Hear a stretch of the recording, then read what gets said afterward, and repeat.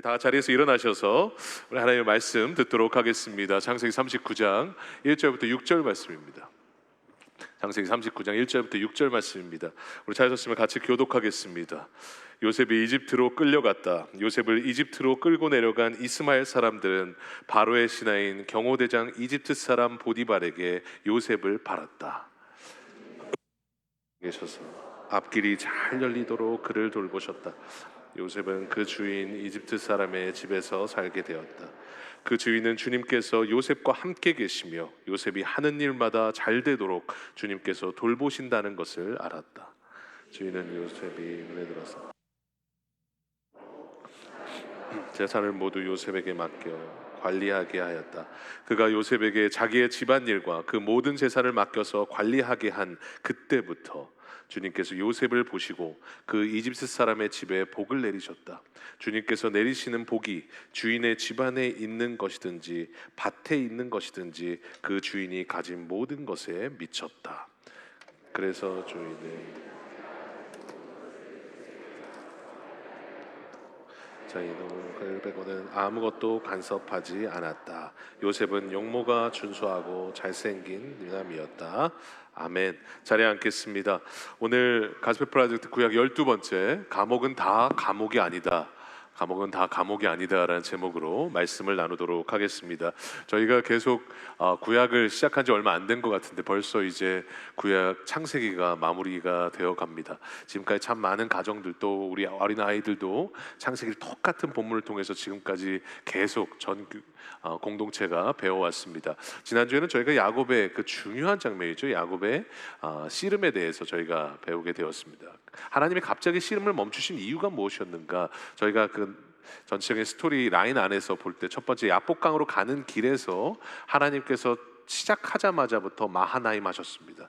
한두 명 보여주신 것이 아니라 정말로 많은 천사들을 보여주셔서 내가 너를 보호하고 있다라는 것을 말씀해 주셨습니다. 그런데 이 야곱은 어떻게 해요? 그렇게 하나님께서 이미 확인해 주셨음에도 불구하고 여러분 두 때로 나누고, 그래서 한 때 치면 한 때로 같이 도망가겠다고 하고, 또 이제 선물을 할 때 한 번에 보내는 것이 아니라 5번에 나눠서 보내서 여러분 5번을 받는 효과를 통해서 사람의 마음을 움직이기 위한 인간적인 방법들을 계속 쓰게 됩니다. 여러분 우리가 하나님 안에 있지 않으면요 항상 내 안에 있는 인간적인 방법이 나와요. 그런데 그 방법에는 여전한 내 두려움이 있어요. 여러분 하나님 안에 있으면 우리는 하나님께 맡기고 믿음으로 나아갈 수 있는 겁니다. 여러분 두 번째로 그러면 그 야복강변에서 어떻게 합니까? 하나님과의 씨름이 시작되죠. 그 하나님께서 씨름을 하다가 치셨는데 그 치셨다라는 뜻은 아주 큰 자가 아주 약하게 치다. 하나님께서 태핑하셨는데 우드득 하면서 고관절에 있는 그 환도뼈가 부러졌습니다. 여러분 그때 야곱이 느낀 거죠. 이분은 사람이 아니구나, 하나님이시구나. 그리고 그때 말합니다. 주여 나를 축복하시지 않으면 가지 못하겠나이다. 단 한 번도 야곱의 입술에서 나오지 않았던 그 고백, 하나님이 그렇게 듣고 싶었던 그 고백, 그 고백이 나오시자마자 하나님이 삿발을 갑자기 놓으셨어요. 그리고 어떻게 하세요? 그렇게 나를 괴롭히고 그렇게 내가 힘들어하고 그렇게 고민했던 그 에서에게 찾아가셔서 그 자리에서 그 마음을 바꾸셨습니다. 언제요? 하나님이 나를 축복하실 수 있는 유일한 분이십니다.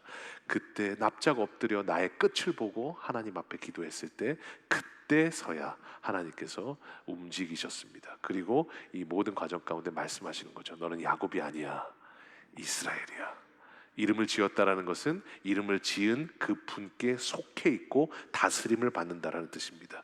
그래서 결국은 이제 이스라엘이 되어서 하나님의 다스림을 받는 자가 되었다라는 것을 하나님께서 말씀을 하셨습니다. 그러면 저희가 이제 오늘 요셉에 대해서 저희가 한번 살펴보도록 하겠습니다. 지금까지 바벨탑 이후에 하나님께서 사람을 들어서 이제 하나님의 역사를 진행해 오셨습니다. 4명의 족장을 세우셨죠. 아브라함, 이삭, 야곱, 요셉입니다. 오늘 이제 저희가 4번째 족장을 통해서 하나님께서 이루어 가시는 그 하나님의 일들을 저희가 한번 살펴보려고 합니다. 여러분 이 요셉의 인생을 저희가 한번 살펴보면 롤러코스터다라고 할 수 있습니다. 부잣집 막내 도련님처럼 11번째 아들이죠. 막내 도련님으로 살다가 여러분 한 번에 가족들한테 팔려서 전혀 한번 와보지 못한 이집트의 노예로 팔려가게 됐습니다. 감옥에 들어가게 되었고, 그 감옥에서 술관원장을 만나서 그 꿈 해몽을 함으로써 이집트의 그 당시 최강대국이었고 미국과 같았던 그 이집트의 국무총리가 되는 그 롤러코스터 같은 그런 인생을 살았습니다. 특별히 그 많은 인생은 감옥에 있었고 노예로 살았던 참 비참한 삶 가운데 있었어요. 그런데 그러면 성경에서는 그 요셉을 말할 때 비참하다라고 말했느냐? 그렇게 말씀하시지 않았다는 것이죠. 39장 2절 3절에 이렇게 말씀하십니다. 여호와께서 요셉과 함께 하심으로 그가 형통한 자가 되어 그의 주인 애굽 사람의 집에 있으니 그의 주인이 여호와께서 그와 함께 하심을 보며 또 여호와께서 그의 범사에 형통하게 하심을 보았더라. 지금 두 말씀이 반복되고 있어요. 하나님께서 어떻게 하세요? 이 요셉을 볼 때 그가 형통한 자가 되었다. 또 여호와께서 그의 범사에 형통하게 하심을 보았더라. 지금 이 요셉은 지금 감옥에 있었고 노예로 팔렸지만 중요한 것은 하나님이 보시기에 어떤 사람이었어요? 형통한 사람이었다는 거죠. 그러면 이 형통한 사람이라는 뜻이 어떤 뜻일까요? 국어사전을 찾아보니까 국어사전은 이렇게 얘기해요. 모든 일이 뜻대로 잘 되어 가고 있는 것. 잘 되는 게 형통입니다. 제가 예전에 설교를 할 때 그래서 제 형자가 형통할 형자라고 말씀드렸잖아요. 여러분 그 잘 되는 것, 우리가 생각하기에는 어떠한 결과물이 나오고 내가 갖고 있는 것보다 더 많이 갖게 되는 것, 뭔가 만사가 그냥 다 좋아지고 다 그냥 계획하는 대로 다 되는 것, 이것을 우리는 형통이라고 불러요. 그래서 한국 사람들이 제일 좋아하는 단어 중에 하나가 뭐냐면 제일 좋아하는 단어가 복이고요. 오죽하면 자개장에 복자가 써 있겠어요. 복이고 두 번째가 형통인 것 같아요. 그러면 그 형통은 성경에서 말하는 형통은 과연 국어사전에서 말하는 그 형통이냐는 것이죠. 그것에 대해서 성경은 아니라고 말씀을 하세요. 오늘 2절 3절에 보니까 우리 다시 한번 읽어볼까요? 같이 한번 읽겠습니다. 시작. 여호와께서 요셉과 함께 하심으로 그가 형통한 자가 되어 그의 주인 애굽 사람의 집에 있으니 그의 주인이 여호와께서 그와 함께 하심을 보며 또 여호와께서 그의 범사에 형통하게 하심을 보았더라. 오늘 지금 형통하다라는 그 단어 앞에 나오는 반복되는 단어가 형통이 무엇인지를 보여주고 있는 겁니다. 오늘 형통하다고 할 때 2절에 뭐라고 말씀하세요? 여호와께서 함께 하심으로, 여호와께서 함께 계심으로 그가 형통한 자가 되었다. 3절에 보니까 그의 주인이 여호와께서 그와 함께 하심을 보며 또 여호와께서 그의 범사에 형통하게 하심을 보았다. 형통하게 하다라는 그 앞절에 반복돼서 나오는 단어가 뭐예요? 여호와께서 함께 하셨다예요. 그러니까 지금 성경에서 말하는 형통이 뭐냐? 주님이 나와 함께 하시는 겁니다. 우리는 정말 많은 복을 받아왔습니다. 많은 도움도 받았고 이미 생활에서 정말로 많은 도움도 받아왔고 은혜도 입었고 하나님의 많은 복들을 우리가 누리면서 살았습니다. 그런데 우리가 받을 수 있는 복 중에 최고의 복이 무엇이냐? 하나님이 우리와 함께 하시는 복이에요. 이 복이 우리가 누릴 수 있는 가장 큰 복이에요. 여러분 그 복을 그러면 우리가 하나님과 동행하는 것이 우리 안에 형통이라고 말씀하세요. 그러면 우리 안에 의문이 있어요. 그러면 나는 지금 하나님과 동행하고 있냐라는 거죠. 나는 지금 하나님과 형통한 자가 되어 있냐라는 거죠. 얼만큼 동행해야 나는 하나님과 동행하는 걸까요? 몇 프로 정도 동행해야 나도 하나님과 동행하고 있는 걸까요? 여러분 하나님께서는 항상 우리에게 말씀하셨잖아요. 볼지어다 세상 끝날까지 너희와 항상 함께 있으리라요. 항상이라는 것은 예외가 없어요. 매일 우리와 매 시간마다 우리와 함께 하고 계시다라는 거예요. 그러면 우리가 하나님과 동행한다라는 것은 우리 편에서는 하나님이 그냥 동행하시는 대로 그냥 끌려가는 게 하나님과 동행하는 걸까요?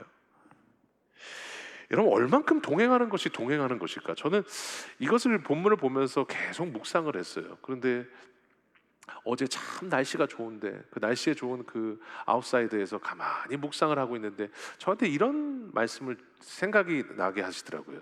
저희 아들을 보면, 저희 둘째 아들은 정말 귀신 같은 게 뭐냐면, 이게 같이 이렇게 자다 보면요 자다 보면 이 재워놓고 이제 저는 이제 밤에 조금이라도 책도 보고 좀 제 시간을 가질 수 있는 거잖아요.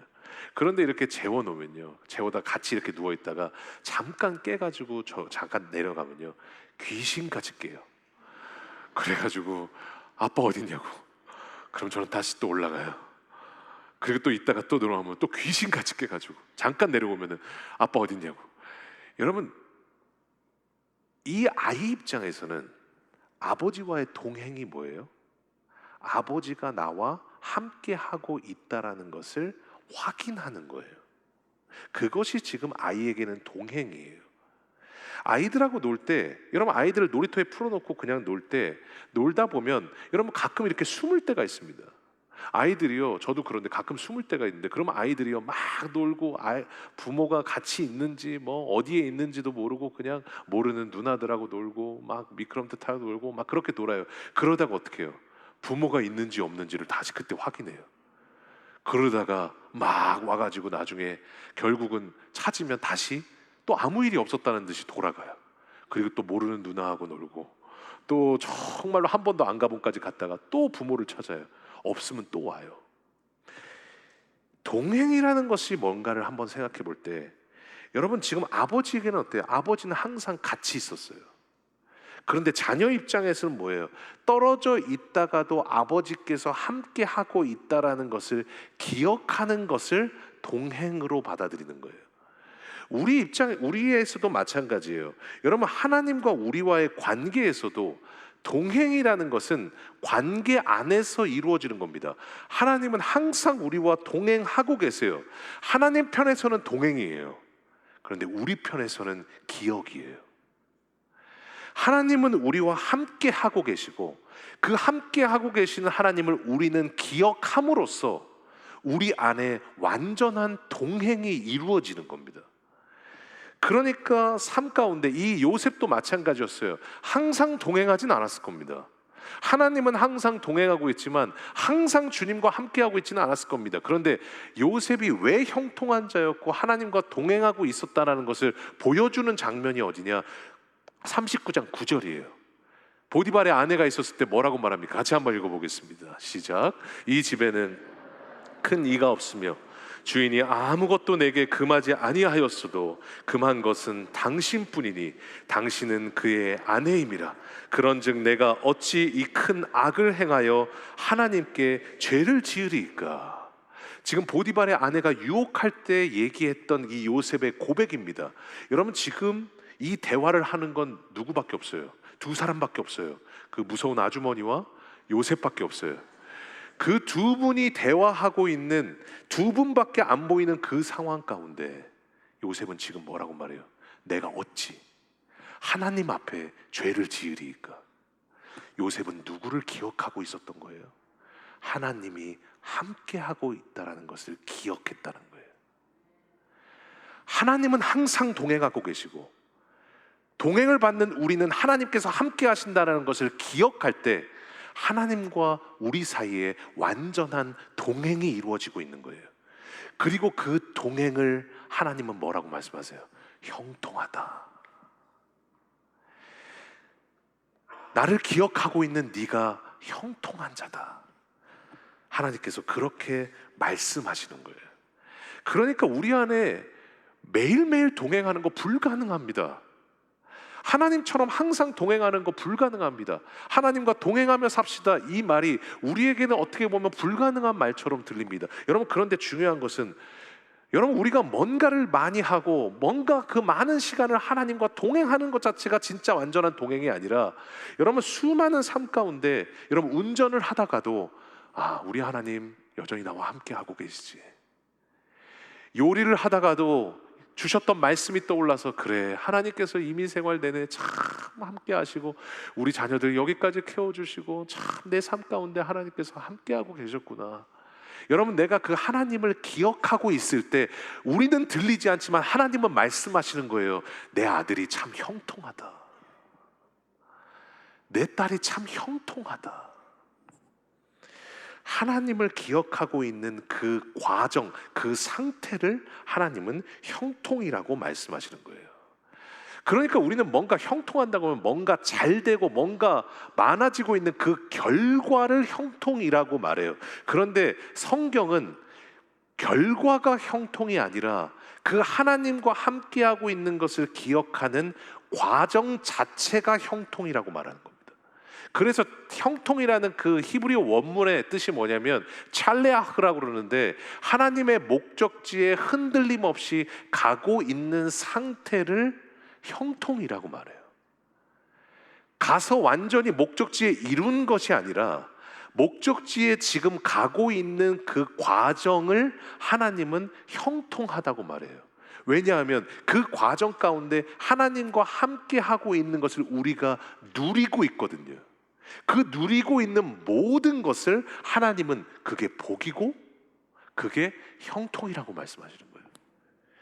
그러니까 우리의 삶 가운데 하나님과의 동행하는 것은 핵심이에요. 왜냐하면 하나님은 항상 우리의 길과 우리의 모든 삶 가운데 미래를 가르쳐 주시지 않잖아요.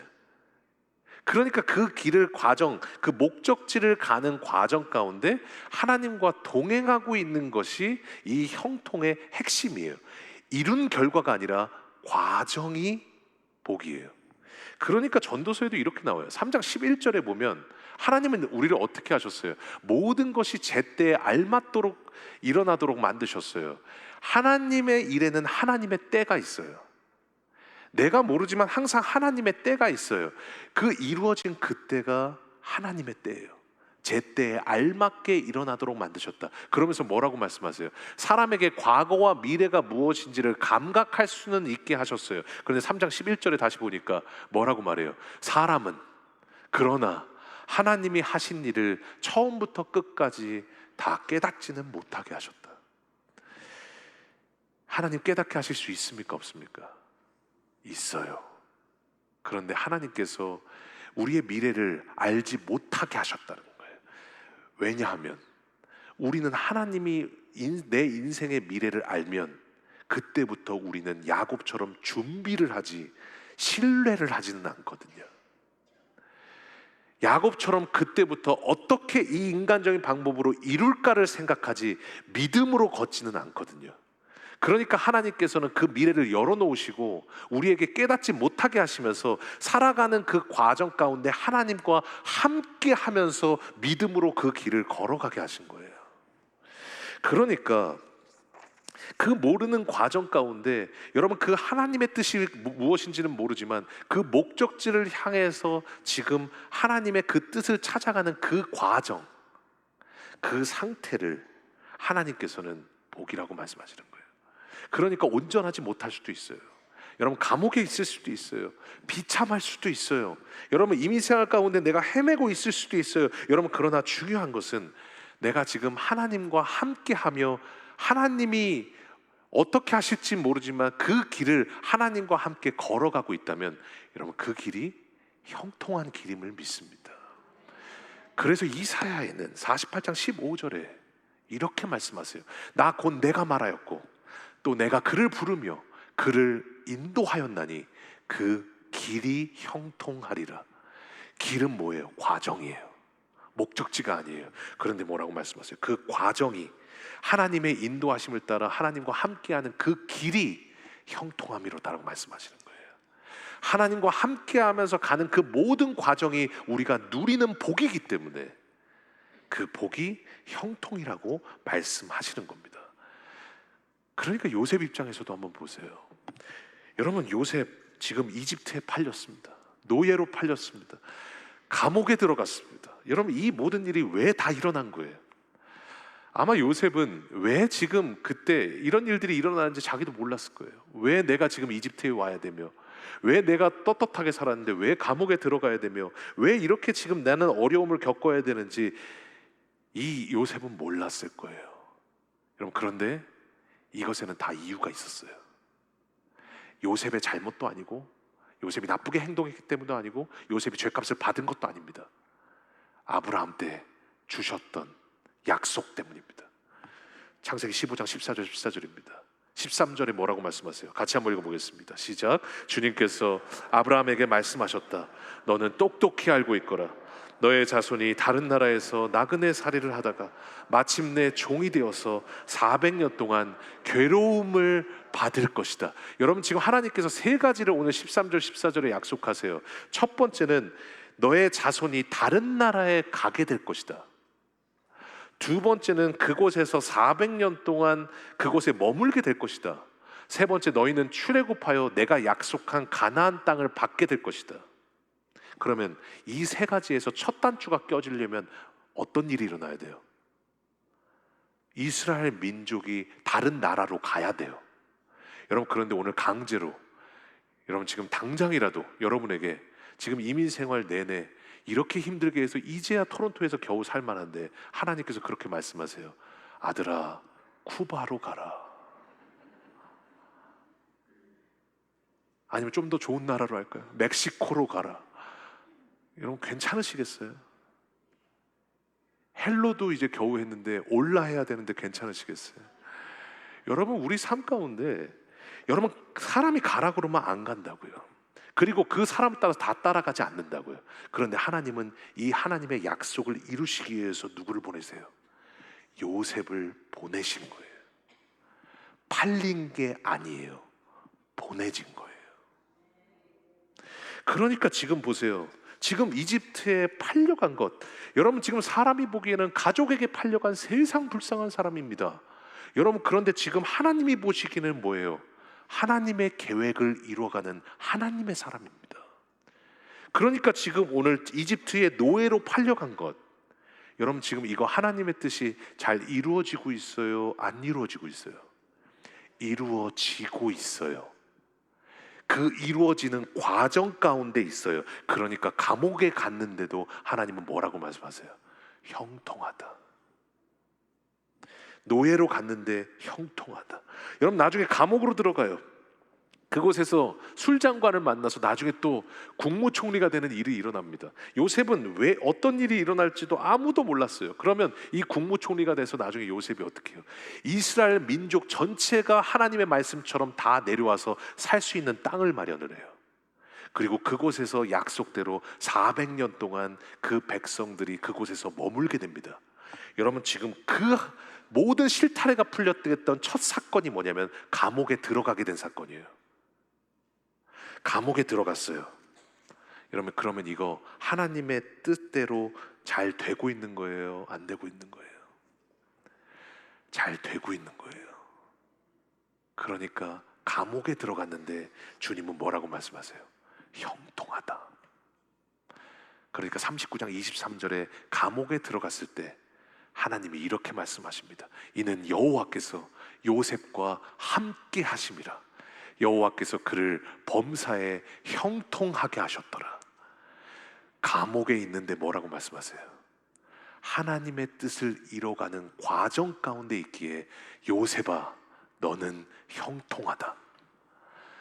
그 과정 가운데 있는 결과가 아니라, 국무총리가 된 게 형통이 아니라, 뭔가 이루어진 게 형통이 아니라, 힘들고 현실이 감옥 같고 내 삶 가운데 이루어지고 생각지도 못한 일들이 일어나는 과정에 있다 할지라도 지금 하나님과 함께 하고 있다면 너는 형통하다. 그것이 하나님이 말씀하신 형통이에요. 그러니까 여러분, 삶 가운데 내가 지금 밖에 살고 있다 할지라도, 여러분 지금 내가 하나님과 함께 하고 있지 않다면 여러분 그곳이 감옥이에요. 그런데 감옥 같은 현실에 있다 할지라도, 요셉처럼 감옥에 있다 할지라도, 여러분 내가 그곳에서 지금 하나님과 함께 하고 있다면 여러분 그곳이 하늘나라입니다. 그곳이 형통이에요. 저는 제가 예전에 한번 말씀드렸던 적이 있는데, 참 제가 처음에 왔을 때 저희 이민교회가 잘 이해가 안 됐어요. 왜냐하면 제가 이민자가 아니었기 때문에. 근데 제가 이민 생활을 겪고 이민자가 되어 보니까 우리 이민자들의 마음이 이해가 되는 거예요.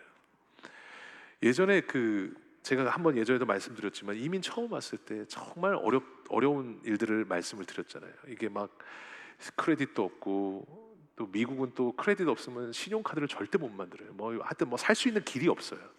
그러니까 막 카드도 없고, 뭐 이제 물도 없어서 수돗물 먹고, 막 그 썼던 기저귀 쓰고 막 그럴 때 참 그때 이민 생활에 참 어려움들을 겪었는데, 그 겪을 때 제일 제가 힘들었던 일 중에 하나가 뭐였냐면, 그때 저희 집이 이렇게 이제 아주 오래된 아파트였어요.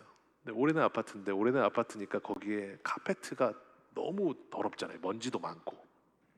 근데 애가 그때 저희 첫째 아들이 1살이었어요. 근데 1살 때 걔가 계속 기어다니잖아요. 기어다니 보니까 먼지를 다 마신 거예요. 그러니까 걔가 천식이 왔어요. 그래가지고 어느 날 집에 들어갔는데, 이제 늦게 사역을 마치고 딱 들어갔는데, 걔가, 이 첫째 아들이 천식이 와가지고 1분 가까이 계속 기침을 하는데, 제가 그때 여기가 뻥 뚫린 것 같더라고요. 예.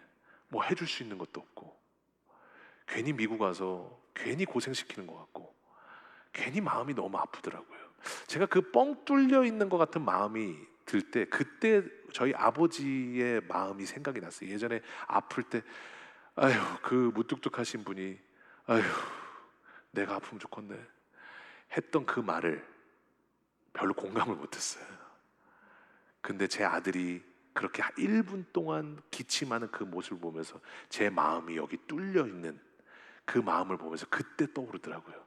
아, 너 대신 내가 아팠으면 좋겠다.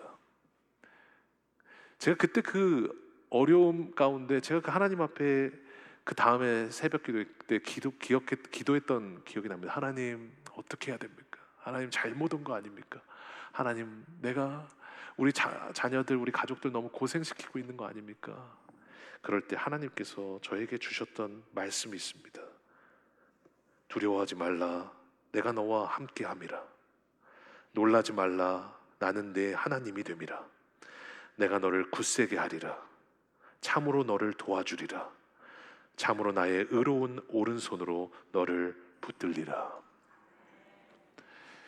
그 말씀이 그때는 와닿긴 와닿았는데 그렇게 많이 와닿진 않았던 것 같아요.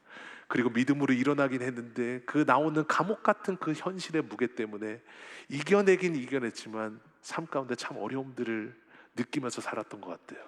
그런데 10년이 지나고 제가 그때를 돌아보니까 그 감옥이 형통이었다는 것을 깨달았어요. 그 10년을 이민 생활을 하나님께서 함께 하시고 그 순간순간마다 개입하시고 동행하시고, 그 항상 동행하지는 못했지만 하나님께서 함께 하신다라는 것을 기억해서 하나님과 걸어오는 순간 함께하고, 그 주셨던 말씀처럼 두려워하지 말라, 내가 너와 함께함이라. 놀라지 말라, 나는 내 하나님이 됨이라. 하나님은 그 말씀처럼 진짜 나의 하나님이 되어주셨고 진짜 오른손으로 붙들어 주셔서 여기까지 왔다는 것을 다시 한번 기억하게 됩니다. 그렇기에 지금 뭔가 하나님의 은혜 안에 있는 그 상태가 아니라 감옥 가운데 있다 할지라도 그 하나님과 함께 하고 있었던 그 과정이 그때가 형통이었다는 것을 다시 한번 깨닫게 돼요. 우리 사랑하는 귀한 성도님 여러분, 형통하고 계십니까? 오늘 다시 한번 우리의 삶 가운데 다른 것을 못해도 꼭 주님과 형통하셨으면 좋겠습니다. 하나님과 함께 걸어가는 그 길, 아무리 감옥이라도 하나님이 함께 하시면 감옥은 다 감옥이 아니에요. 그곳이 하늘나라예요.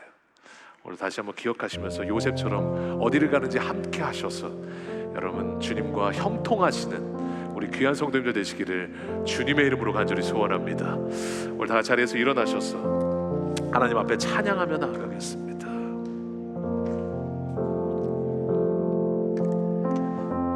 오늘도 다시 한번 요셉은 어디로 가는지도 몰랐고 무엇을 하는지도 몰랐지만 하나님과 함께하는 그 과정이 하나님의 뜻을 이루어가는 하나님의 과정이었습니다. 그것이 여전히 우리 삶 가운데 형통임을 믿습니다. 오늘도 다시 한번 주님과 형통하는 그것이 하늘나라요 내 최고의 복임을 고백하며 하나님 앞에 찬양하며 나아가겠습니다.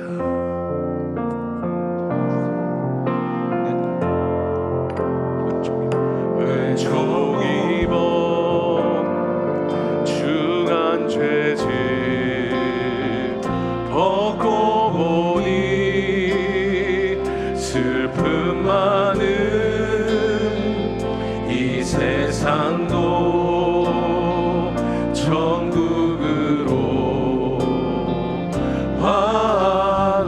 할렐루야 할렐루야 찬양하세 내 모든 죄 사함받고 주 예수와 동행하니 그곳이 하늘나라입니다. 그 어디나 하늘 높은 산이 거친 들이 높은 산이 거친 들이 조막이나 궁궐이나 내 주 예수 모신 곳이 그 어디나 감옥이어도 하늘나라입니다. 할렐루야 찬양합니다. 할렐루야 찬양하세 내 모든 죄 사함받고 주 예수와 동행하니 그 어디나 하늘나라 할렐루야 찬양합니다. 할렐루야 찬양하세 내 모든 죄 사함받고 주 예수와 동행하니 그 어디나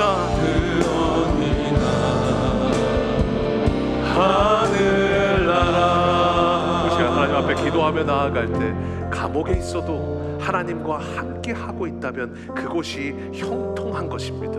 오늘도 다시 한번 하나님이 주신 이 말씀 안에서 하나님 내가 형통하기를 원하오니 매일 동행하지는 못해도 하나님 나와 항상 함께하고 계시는 그 하나님을 날마다 그 어린아이처럼 기억하게 하여 주셔서 하나님 매일 주시는 주님의 동행 안에서 하나님의 뜻이 어디 있는지 모르지만 그 뜻을 이루어가는 그 모든 과정 자체가 최고의 복임을 믿사오니 오늘도 모르지만 하나님 붙잡고 하나님과 동행하며 걸어가는 저희들 되게 하여 주시옵소서. 이 시간 우리 간절한 마음으로 하나님 앞에 기도하며 나아가겠습니다. 기도하겠습니다. 주님 아버지 감사합니다. 하나님 오늘도 하나님과 동행하는 것이 형통하는 것입니다. 감옥이라 할지라도 하나님 그곳에 하나님이 함께 하시면 감옥이 아니라고 말씀하셨습니다. 하나님 오늘도 형통한 자가 되기를 원합니다. 하나님 내가 형통하기를 원합니다. 주님과 동행하게 하여 주셔서 그 모든 심령을 맞은 하나님 삶의 과정들을 볼 때 하나님 참 많은 어려움도 있고 우리 삶에 하나님 해결되지 않는 여러 가지 문제들이 있지만 하나님 끊임없이 하나님과 함께하는 것이 형통하는 것입니다. 오늘도 형통하기를 원하오니 하나님 주님과 동행하기를 원하오니 날마다 주님을 기억하게 하여 주셔서 요셉처럼 주님의 뜻을 이루어가는 저희들 될 수 있도록 주님 은혜를 더하여 주시옵소서. 오늘도 하나님 형통하기를 원합니다. 하나님 함께하기를 원합니다. 주님 가는 길에 동행하기를 원합니다. 주님을 기억하며 나아가기를 원합니다. 요셉처럼 하나님의 뜻을 이루어가는 하나님의 사람 되게 하여 주셔서 하나님 잘 되는 것이 아니라 하나님 안에서 동행함으로 형통한 저희를 되게 하여 주옵소서. 할렐루야 우리 주님 찬양합니다. 할렐루야 찬양하세 내 모든 죄 사함받고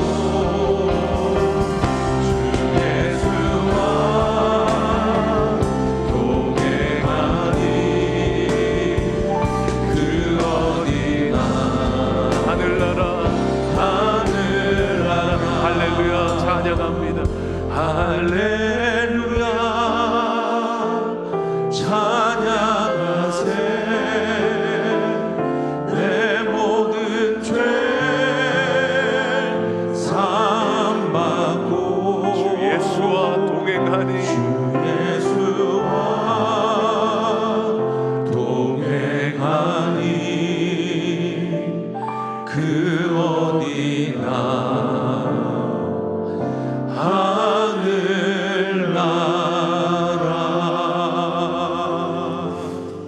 주님, 미래는 모르지만 요셉처럼 하나님의 길을 같이 걸어가게 하여 주셔서 날마다 형통한 저희들 되게 하여 주옵소서. 예수님의 이름으로 감사하며 기도하옵나이다.